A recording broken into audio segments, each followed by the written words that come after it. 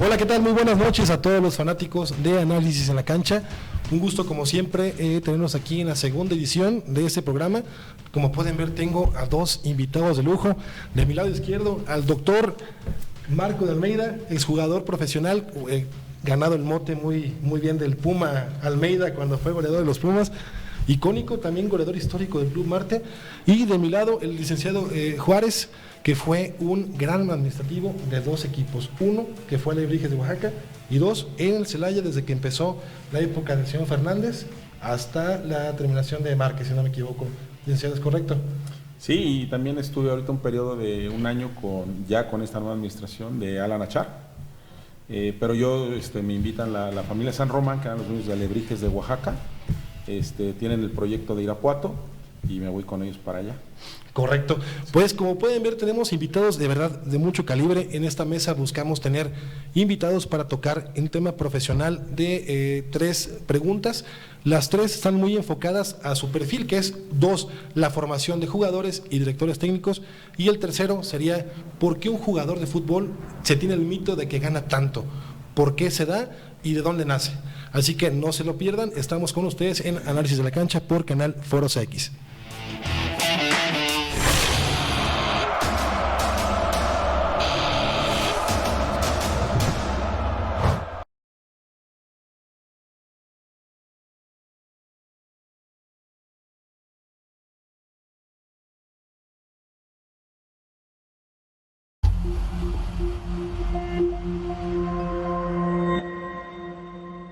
Programa Salud y Vida. Lo peculiar de este tiburón es o sea, todo lo que te relajó en su... Capacitamos a los alumnos para iluminar nuestra vida. Consagran la Ley Federal del Trabajo. Escolástica y el humanismo cristiano. Mascotas que tenemos en casa, ¿cómo le... Pero marcan la diferencia. 200 características, vámonos a...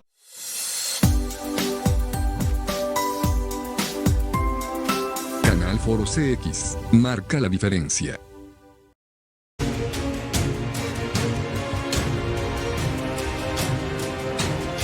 Canal Foro CX, marca la diferencia.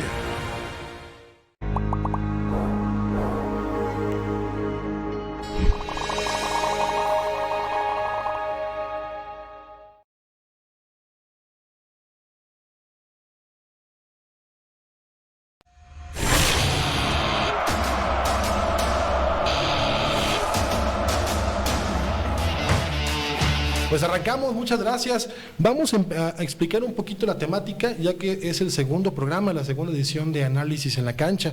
¿Cómo funciona el programa? Vamos a tocar, como lo habíamos dicho al principio, 3 temas y tenemos 7 minutos para poder explicar y absorber de estas grandes figuras todo el conocimiento y la opinión profesional.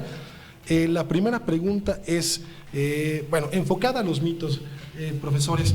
Se tiene el mito de que un jugador de fútbol únicamente tiene que tener el talento de patear un balón. Es única cualidad y solamente está educado para eso. La pregunta es, realmente, ¿qué formación debe de tener un jugador de fútbol? Si gustan, ¿con quién empezamos? ¿Con el Jorge? Gracias. Pues mira, esto no es ciencia, definitivamente es como en todas las actividades que hoy desarrolla un ser humano, ¿no? Las capacidades se potencializan. ¿Cuál es el primer punto? Y tú lo acabas de decir, efectivamente, pues es la capacidad y la cualidad.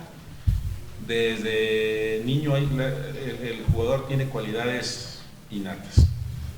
Hay niños que tú incluso es increíble, pero lo ves a los 3, 4 años ya pateando un baloncito, una pelota, y te das cuenta de inmediato que ya posee algo diferente.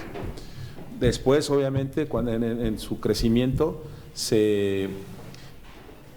como padres generalmente son los que van a visualizar ese potencial en su hijo y lo van a llevar o inscribir en una escuelita en donde pueda él desarrollar un poquito esas capacidades. Y posteriormente, ya cuando llega una etapa de, pues no digamos adolescencia, un poquito más bajo, es cuando hay visorías o lo ve alguien, un buscador de talentos de algún club, y entonces cuando lo absorben para poder aún más hacer importantes esa capacidad que el niño tiene, ¿no? Y después pues viene ya todo el procedimiento de una institución que lo van llevando poco a poco hasta su debut profesional. Correcto, muchas gracias, licenciado. Doctor Marco. Bueno, en primer lugar, buenas noches a todos. Un gusto, Mauricio, gracias por la invitación. Un gusto estar con Jorge también, que es un especialista en el área. Pues mi opinión sobre ese tema, que el individuo sí nace con, que hay discusiones teóricas muy importantes en relación a ese tema. El individuo nace con el talento, lógicamente con una predisposición para el deporte, que es la parte fundamental. Lógicamente que después de todo eso existe una disciplina, existe una estructura por detrás de ese talento, para que él pueda llegar a ser un jugador profesional y de alto rendimiento principalmente, que es la parte importante. Pero hay factores psicológicos también que tienen una influencia enorme, eso es definitivo, porque un atleta en formación no llega a ser un profesional de alto rendimiento si no tiene una estructura muy propia y ya una predisposición para el deporte. Correcto. Tal vez cometí el error, lo siento mucho, de no dar la importancia que tienen ustedes como personajes y por qué están con nosotros. El profesor, doctor Marco de Almeida, tiene una historia muy importante en el fútbol. Le tocó vivir 2 escuelas diferentes. En Brasil con el Internacional se formó y llega aquí a México, tiene varias escuelas como Pumas, como Marte, termina carrera con Toros Neza. Se tiene esa formación mezclada, pero adicional toda la experiencia que pueda tener el doctor Marco Almeida, es licenciado en deporte, es maestro en educación física y deporte, y tiene una maestría en ciencias del deporte. Entonces, doctorado en ciencias del deporte. Perdón, doctorado en ciencias del deporte, o sea, que sabe realmente de lo que habla, y es muy importante el tema que usted comentaba, no solo el físico, sino también hay una formación psicológica, hay que cuidar ese aspecto. Como hablábamos con el profe Zico la semana pasada, la importancia de la disciplina también va a marcar en la formación, se genera desde el principio o en la carrera ya cuando van enfocados en lo profesional. Ya es una obligación, ¿no? Después que después de los 12 años en el fútbol, es la etapa de especialización, ya en donde ya se exige al atleta el rendimiento y ya es permitido. Entonces, lógicamente, ya se exige la disciplina, ya se expone el prospecto de atleta a la presión de los partidos, a la presión psicológica, a la presión de la familia principalmente, a la presión de los amigos. Y entonces me parece, yo tengo algo que comento siempre, una opinión formada sobre eso, que para mí la gran diferencia entre el atleta profesional y el amateur es la capacidad de soportar la presión, porque ese es un punto. Creo que estamos de acuerdo, ¿no, Jorge? Eso es un punto muy importante, porque ves gente que tiene una capacidad enorme en cuanto a entrenamientos, en cuanto a los ves sin gente en el estadio, y después los pones bajo presión y esa gente realmente sufre. Sí. Correcto. Y de mi lado derecho, Lick Juárez, también, una disculpa, no lo ensalcé lo suficiente, lleva más de 30 años de experiencia como secretario deportivo, estuvo en 2 instituciones muy grandes, que es Celaya y Alebrijes, formaron juntos un Celaya muy poderoso, que ya hoy por hoy, últimamente no tanto, pero es protagonista del ascenso, y se viene a mi mente un jugador que usted debutó, y que también fue parte de su administración, el Piojo Alvarado. ¿Cómo se logra esa formación para que un jugador que empieza desde inferiores llegue a selección nacional? Y ahí omitiste también otro jugador, Edson Gutiérrez, que hoy es también el jugador de Monterrey, que también es importante, ¿no? Mira, bien lo que comentaba Marco es que efectivamente a veces las capacidades pueden ser de jugadores, eso lo vemos mucho, incluso yo lo veo ahora que hay torneos, torneo de los soles, o hay muchos torneos aquí de llano que dan premios en económico y todo eso. Y en las conversaciones, en las opiniones, muchas veces la gente dice, no hombre, aquí se ven mejores jugadores, hay mejores jugadores aquí que en el fútbol profesional. Y efectivamente hay jugadores de mucho talento, pero que en muchas de las ocasiones cuando son invitados a formar parte de una institución, decaen. Y es lo que decía Marco. No tienen la capacidad de poder soportar una presión de ese tipo. A mí en la época cuando yo apenas iniciaba, hice invitación a jugadores que yo los veía en el llano metiendo goles a diestra y siniestra, y les hacíamos la invitación de venir a entrenar un mes, no una prueba ni 2, era un mes, ¿Y qué crees? Que en ese mes no metían un solo gol. Era increíble, pero el muchacho no estaba listo.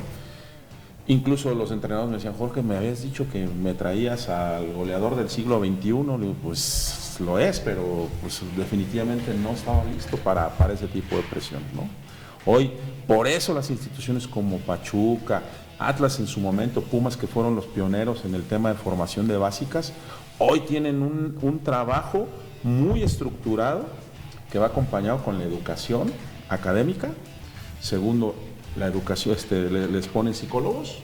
3, empiezan a trabajar la alimentación, que es fundamental desde niños, para que empiecen a acostumbrarse, como dice bien Marco, a esa etapa en donde el día de mañana que salga una cancha empastada o que salga con gente, el muchacho, el joven ya no tiene ningún problema de poder estar ahí.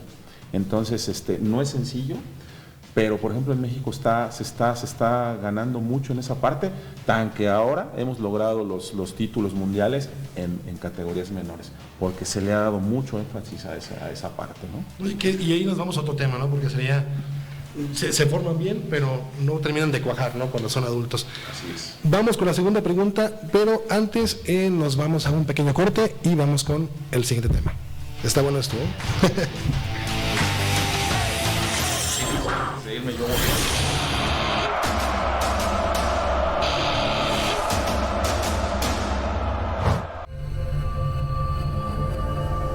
Canal Foro CX marca la diferencia.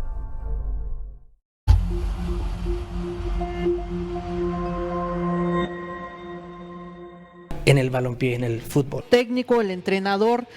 ¡Gol! Ganaron los Jets, amigos, bienvenidos. Esto es lo mejor de lo mejor en el fútbol. Porque es exmarchista. Con estas jugadas vemos aquí en De este juego, ¿eh? Sí, lo de hace... Hoy es un reto complicado, 35. Pecho o a la cara, puede ser.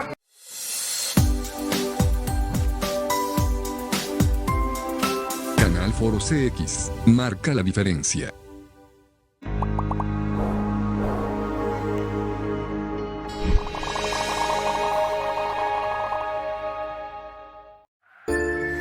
Canal Foro CX marca la diferencia.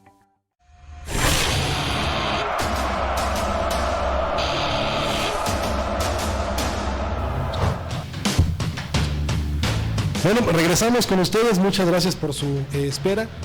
Vamos a tocar el siguiente tema, creo que el primero fue muy nutritivo, qué bueno, se ve cuando un profesional habla en el micrófono, ¿verdad? El siguiente tema es igual formación, pero de directores técnicos. Usualmente es muy común, ustedes son un caso, son jugadores que llevan una buena carrera, que son goleadores, y termina su ciclo como jugador y se forma como director técnico. ¿Cuál es el paso? ¿Cómo se hace? ¿Únicamente es la experiencia empírica de que tuve como jugador?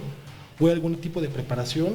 Y si nos pueden extender también de su lado, ¿qué tiene que ver un secretario deportivo para tener un buen técnico? Y como técnico, ¿cuál es la formación que pudiéramos tener?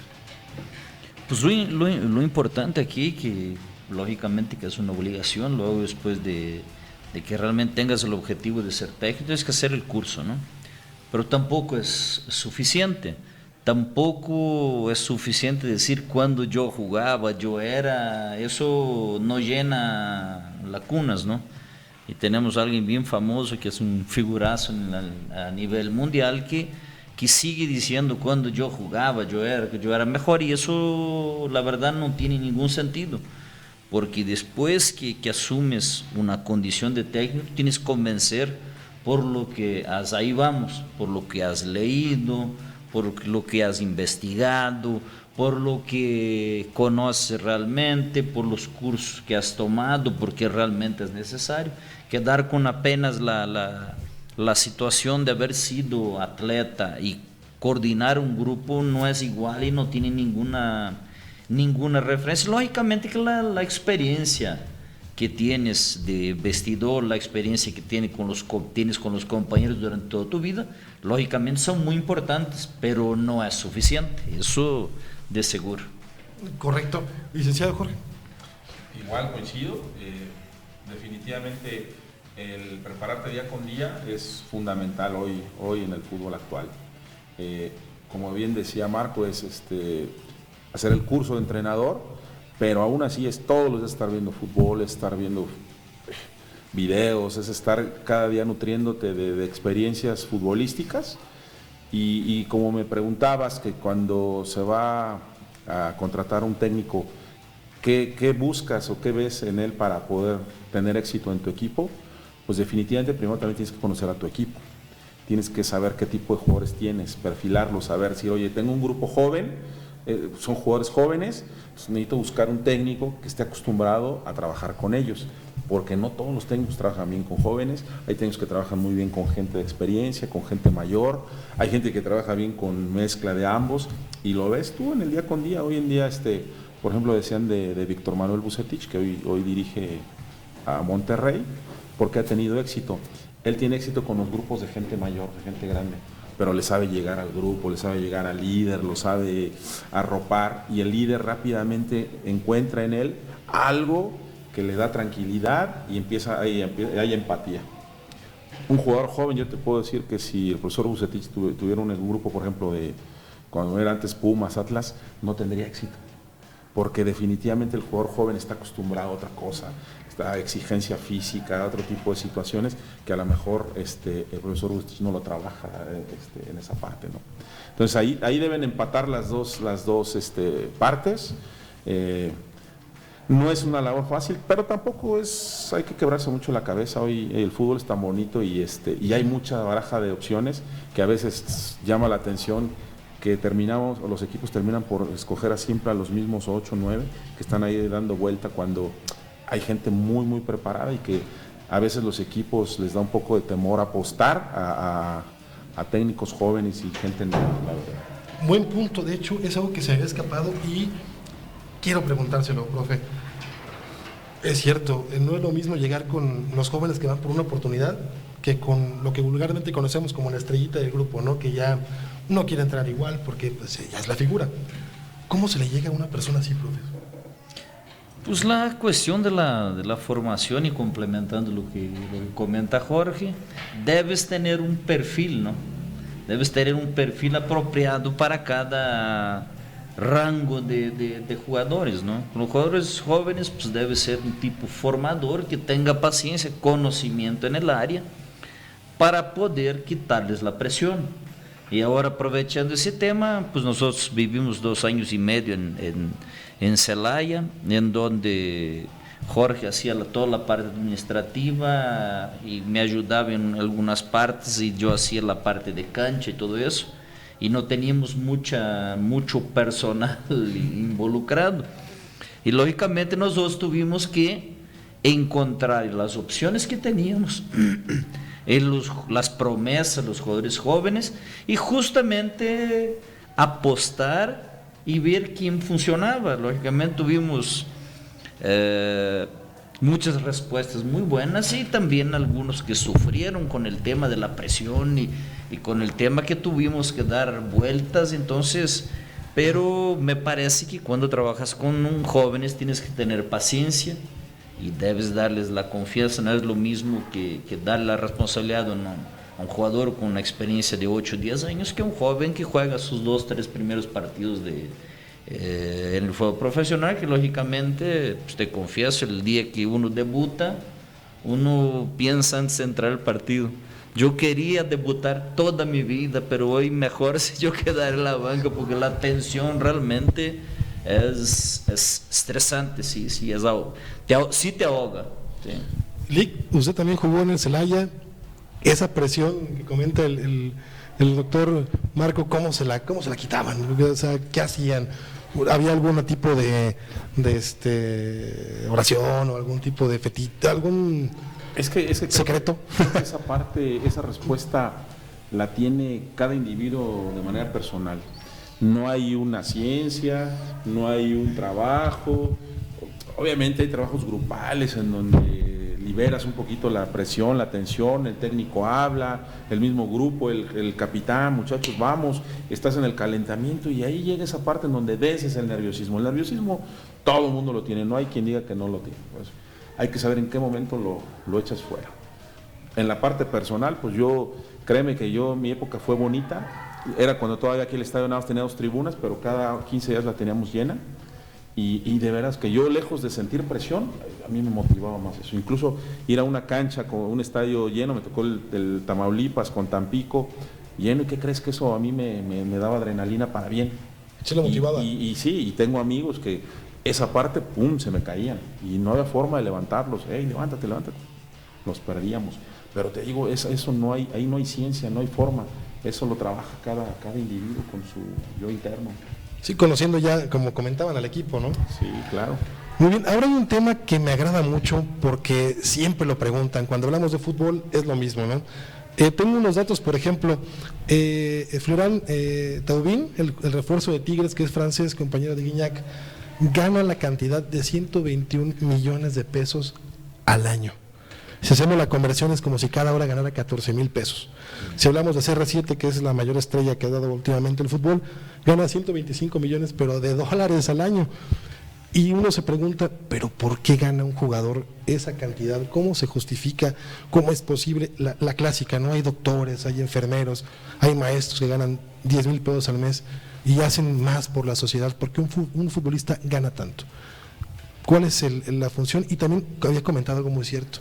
Se toma nada más el caso de éxito, pero no todos los árboles que han caído en el camino. Profe, sí, ¿cuál es el lógicamente hay una estadística donde indica que el 3% de los atletas llegan a ser profesionales y solo el 1%, cuando mucho, es exitosa y tiene una carrera larga. Los demás se pierden todos en el camino.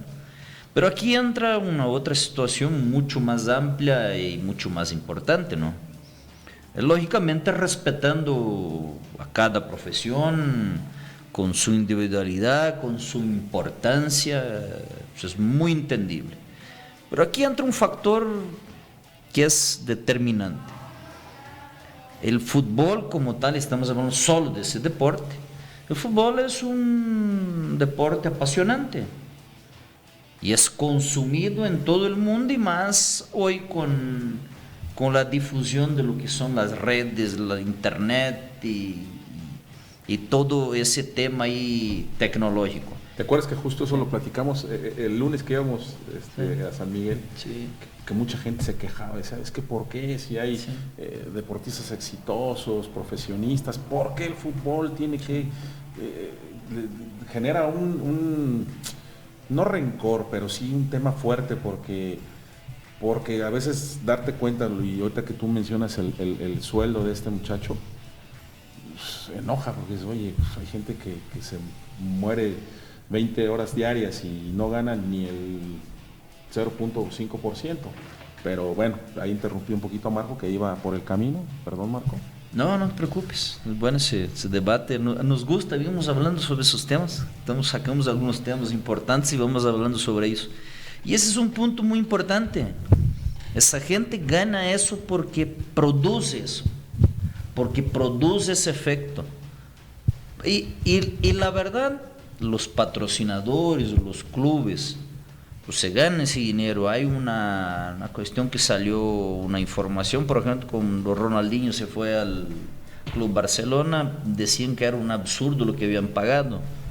Yo no logro alcanzar, mi matemática no logra alcanzar eso, porque en 2 días pagó todo lo que costó Ronaldinho en el Barcelona. Jorge incluso me comentaba que cuando se vino a Querétaro, pues Ronaldinho vino y jugó a medias porque ya estaba en final de carrera y venía para disfrutar más que otra cosa. Se pagó y regresó dinero al club. Entonces la gente gana por lo que produce y por lo que vende. Y aquí un punto muy importante que la gente tiene que considerar: lo que vale es la institución, y algo que siempre he dicho. La institución es el más importante, porque el individuo ese que se ganó ese dinero es pasajero. Mañana se retira y nadie ya se acuerda de él, o por lo menos el 90% ya vio al otro que llegó, a la otra promesa y ya no. Entonces me parece que es una situación de ganar. El jugador vende por imagen, por representar un club importante, y el club gana dinero con él y lo explota hasta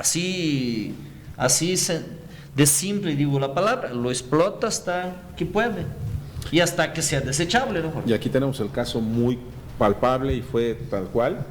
Celaya asciende a primera división y trae a Emilio Butragueño, figura mundial, se retiró del Real Madrid, pero cuando mencionan su salario, entonces dicen, bueno, ¿y cómo le va a hacer? Es un estadio pequeño, todavía ni siquiera se ampliaba, ¿qué va a pasar? Va a ser un caos. Pero llega Emilio Butragueño y inmediatamente los derechos de televisión, hay 3 clases en derecho de televisión, A, B y C. A nada más lo tiene América, Chivas, Pumas y Cruz Azul. Después viene el B, que son los equipos medios, y hasta abajo el C. Celaya pasa de ser C a A más 1, ¿no? Y en horario de 8:15, venta de playeras, no, fue impresionante, yo lo que mencionábamos, Butragueño pagó solo su sueldo y le pagó el sueldo a todo el club. Y entonces es cuando dices, a ver, ¿por qué? Pues porque como dice Marco, el jugador le produce al club y a la institución y a los patrocinadores, porque el patrocinador dice, yo voy a estar en la playera de Atlético Celaya porque está Emilio Butragueño. ¿Cuánto vale?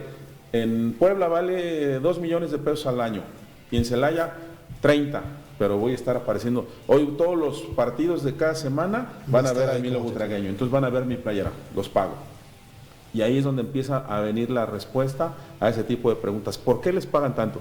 Pues porque esas imágenes producen esa utilidad. Sí, y como mercadotecnia es muy, muy útil, ¿no? Porque el fútbol, como comentaba, es consumido a nivel mundial y te puede enfocar tanto a nivel regional y mundial, ¿no? Si mi producto es local, no voy a gastar 30 millones en las otro país. empresas más fuertes a nivel mundial, ¿en dónde están? En el fútbol soccer. Sí. Entonces, oye, pero ¿por qué no se van al hockey? ¿Por qué no se van a...? Algo hay ahí. Aquí en México, las cementeras están en el fútbol, las refresqueras. La marca del Osito, que está en Chivas y América, ¿por qué está ahí? Y paga fortunas. Entonces, el fútbol genera eso. Por eso el fútbol sigue teniendo esos sueldos, porque permite... Es una ¿cómo se llama? Una rueda en donde la televisión, futbolistas, empresas, todo están inmersos y genera utilidad. Si no, créeme que ninguna empresa, ningún equipo estaría ahí. Hablando del tiempo, recuerdo que en su momento Zinedine Zidane fue transferido por 70 millones de euros al Real Madrid y todos dijeron, es una locura. Y ves ahora el precio, por ejemplo, de Mbappé, que es 200 millones de euros, su cláusula.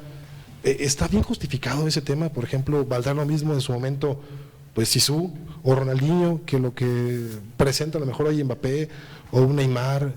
¿Se puede equiparar? ¿Va a la par o si fue disparado completamente? La respuesta está bien sencilla. PSG era un equipo que sabías que estaba en el fútbol francés, pero nadie veía el fútbol francés. Supimos de fútbol francés cuando estaba Rafa Márquez, que fue en el Mónaco, pero se va a España y está. Pero de repente dicen, oye, Neymar va al PSG y lo compró unos jeques. Y de repente empiezas a ver que empiezan a llegar jugadores, y ahora Neymar, Messi, ¿no? Y ahora ya hay gente aquí en la ciudad que los ves con las playeras del PSG. Y en su vida, ¿no? Bueno, estamos hablando de un país muy lejano a Francia y todo. Ahora imagínate los fenómenos que hay en Francia por tener esos jugadores. Los millones que cobran, ¿no? Así es. Profe, quiero de verdad aprovechar el medio para que nos comente su nuevo proyecto. Se me hace algo muy bueno, que a pesar de ser jugador se prepara con licenciatura, maestría y doctorado, y actualmente funge como director. Incluso el Lic Jorge me había comentado que está estudiando en su escuela. Platíqueme cómo ahora su etapa como director, formar gente a lo mejor de experiencia y del calibre del Lic Jorge, encarrilarlos al tema deportivo. ¿Cómo es esa nueva etapa, profe? Bueno, me parece importante un proyecto, la verdad muy interesante, la educación, que a mí me gusta mucho también. Pues nosotros hablando con Jorge, pues Jorge ya tiene pues es abogado, tiene una licenciatura, y si no, pues yo voy a volver a estudiar, pues estoy en el medio del fútbol y quiero terminar esa carrera, justamente lo que hablamos siempre, para no decir yo era jugador, yo hacía, para que yo tenga también la la especialización y la calificación. Ahora sí que vamos, lo que comentaste, otras profesiones. El médico no puede ser médico sin estudiar la carrera. El abogado no puede ser abogado sin estudiar la carrera. Tampoco el individuo que va a trabajar con personas, con clubes, tampoco debe dejar de cursar la carrera o la licenciatura de Educación Física, Educación Deportiva, Ciencias del Deporte, que es una formación teórica, un respaldo teórico muy importante. Y tampoco se vale, así digo, que la gente diga, nah, el fútbol no es una ciencia, el fútbol es un deporte, como dicen muchos, de panaderos. No existe una... Por atrás debes tener un conocimiento. Muchísimas personas opinan mucho y lógicamente sin conocimiento de causa y sin tener profundidad en sus comentarios, porque cree que es el fútbol, significa el fútbol, el deporte de final de semana, que yo salgo y a correr y a patear, y realmente no es.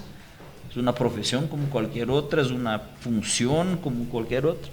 Entonces nosotros pensando en eso, en alcanzar el mayor número de personas, de construir algo sólido, dejarlo sólido, nosotros abrimos la carrera de Educación Deportiva. También tenemos la carrera de Ciencias del Deporte, que es una de entre otras que tenemos en Tecmex. La que coordino y dirijo es la licenciatura en Ciencias del Deporte, y me parece muy importante. Y nosotros tenemos varios personajes en nuestras clases, en nuestra plantilla, como Jorge, que tiene una experiencia de tantos años. Edson Gutiérrez, por ejemplo, es nuestro alumno también, lo convencí a que comenzara a estudiar. Tenemos un luchador de MMA profesional de Brasil, Juan José Flores, que fue también entrenador de porteros en Celaya, y con una experiencia de 15, 20 años en el área de educación también. Entonces, para alcanzar esas personas que tienen una experiencia laboral, nosotros creamos un sistema un poco distinto. Las personas que tienen una experiencia laboral cursan la carrera en 1 año, 6 meses en vez de 3 años. Y nosotros conseguimos, a través de la SEP, pues aprobar que esa experiencia laboral sea válida y, lógicamente, dar un soporte teórico a las personas que quieren estudiar, y lógicamente que se capaciten y que terminen con su título, su titulación, la licenciatura en Ciencias del Deporte, que parece que es una construcción importante. Y yo la verdad muy contento con el proyecto, y incluso invito a las personas ahí que tengan interés, que sean del deporte, que nos busquen en Tecmex, estamos a la orden.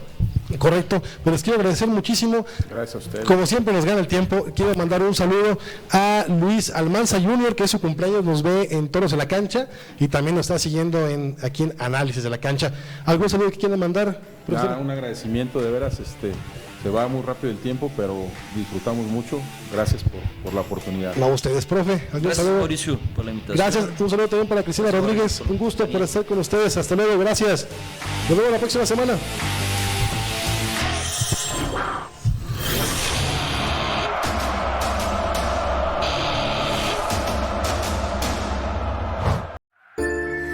Canal Foro CX marca la diferencia.